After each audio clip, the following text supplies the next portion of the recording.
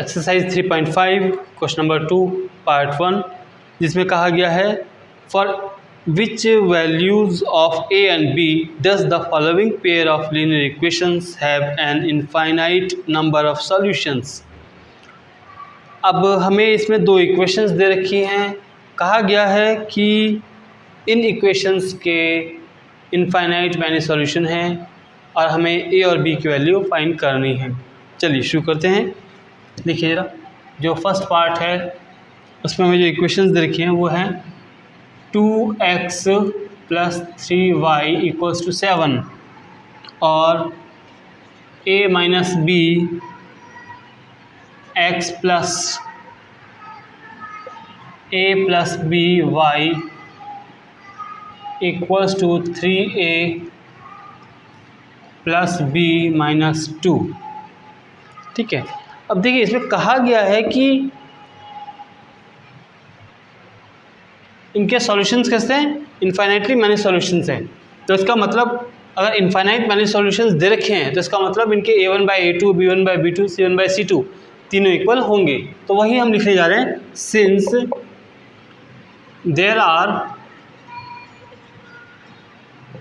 Infinite many solutions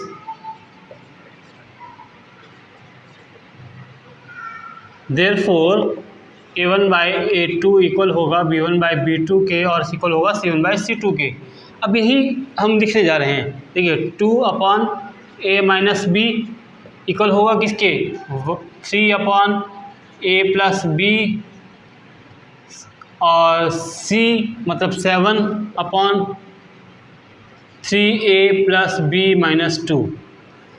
ठीक है। ये कैसे आए हैं, देखो x का कोफिशिएंट ये a1 होगा, ये b1 होगा, ये c1 होगा, इसी तरह ये a1 होगा, a2 होगा, ये b2 होगा और ये c2 होगा। तो बस उनकी वैल्यू यहाँ रख दी।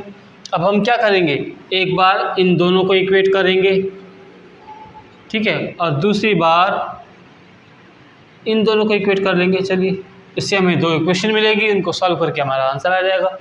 करते हैं। देखिए पहले 2/a - b = होगा 3/a + b के। तो यहाँ क्रॉस मल्टीप्लाई करते हैं तो हो जाएगा 3a - 3b = 2a + 2b। दोनों को राइट लेफ्ट में शिफ्ट करते हैं तो इससे हमें मिल जाएगा 3a - 2a - 3b - 2b = 0। अब यहाँ से हमें सॉल्व करते हैं। 3a में से 2a माइनस होता है तो a माइनस माइनस प्लस तो -5b = 0 ये हमें मिल गई हमारी फर्स्ट इक्वेशन।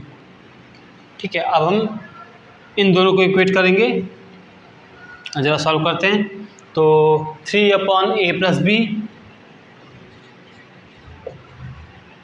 इक्वल है 7/3a + b - 2।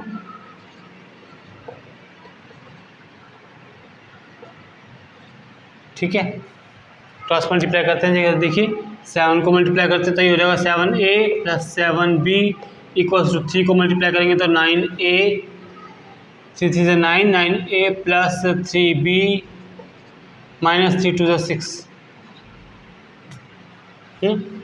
अब हम क्या करेंगे, इस 9a और 3b को लेफ्ट में शिफ्ट करते हैं तो ये हो जाएगा 7a + 7b - 9a - 3b = -6।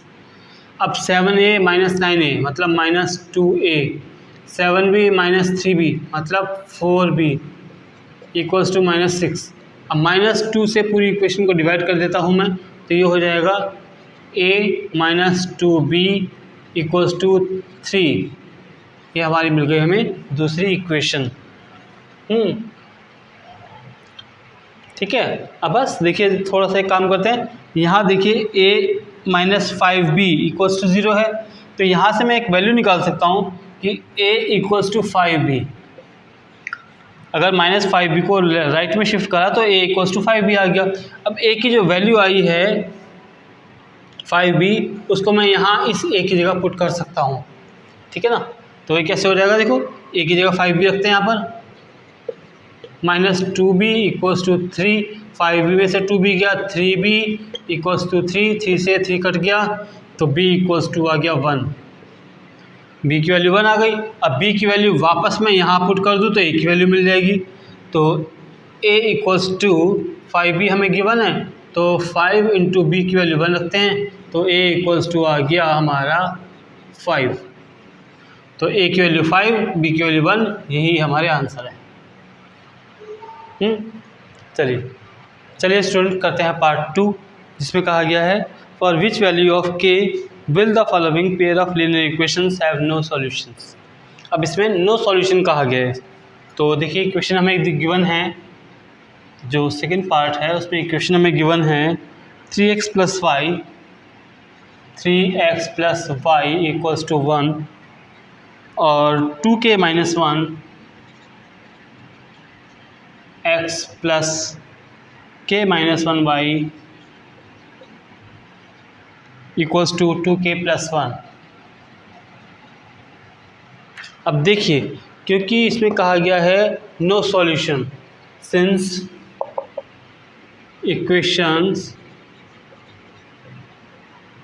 Have no solution, therefore क्या होगा, a1/a2 इक्वल होगा b1/b2 के, बट नॉट इक्वल होगा किसके, c1/c2 के। तो बस हम यही वैल्यू पुट करेंगे ज़रा, 3/2k - 1 a1/a2 की वैल्यू आ गई, इक्वल में y की कोफिशिएंट 1 और ये k - 1, ये हो गया b1/b2 और इक्वल नहीं है किसके, c1/c2 के, 1/2k + 1। तो अब देखिए ये दोनों इक्वल हैं तो हम इनको इक्वल रख देते हैं कि 3/2k - 1 इक्वल्स टू 1/k - 1। अब क्रॉस मल्टीप्लाई करते हैं ज़रा और सॉल्व करते हैं, तो ये हो जाएगा 2k - 1 इक्वल्स टू 3k - 3, 3 को लेफ्ट में शिफ्ट करते हैं तो 2k - 3k और -k को राइट में शिफ्ट करते हैं तो -3 + 1, तो 2k - 3k -k equals to -3 + 1 -2, minus से माइनस कैंसिल, तो k इक्वल्स टू 2 आ गया। ये हमारा हो गया इसका आंसर।